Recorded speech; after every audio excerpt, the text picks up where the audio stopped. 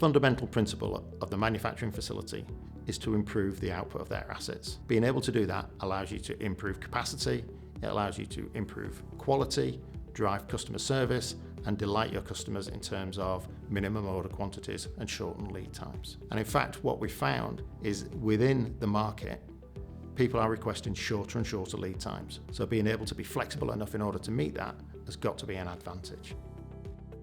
To maximise the output of your assets, what we're really looking at is stability.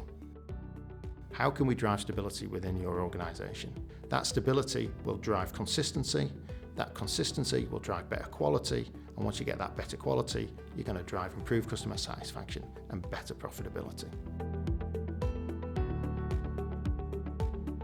The key to getting more from your assets is actually about focusing on stability rather than speed. A lot of people tend to think that if they focus on speed, they can get the most out of their business, but this isn't true. So what you want to do is actually focus on operational excellence rather than capital excellence. Focusing on speed rather than stability could end up causing wear and tear down the line in your machinery, employee fatigue, or even overproduction in areas that you may not need. So what we want to do is actually make the most out of the operations that we currently have. Rather than spending money on buying new machinery, why not improve your process that you currently have in place? To understand your manufacturing facility, what we really need to do is look at your data at a granular level. What that means is it allows us to do a variance-based perspective on how your process is performing. That, coupled with a real-time metric, allows us to truly understand what's going on in your process and how to unlock the excess capacity within your assets. What we also do is set standard conditions.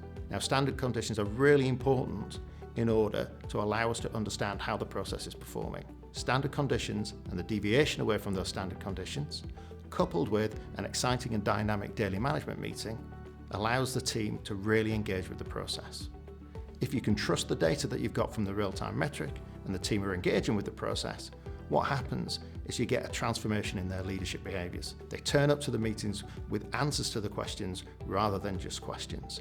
And that in itself creates an environment for safe learning and drives process improvement faster than you can ever imagine. Argan & Co, leading the way, transforming business.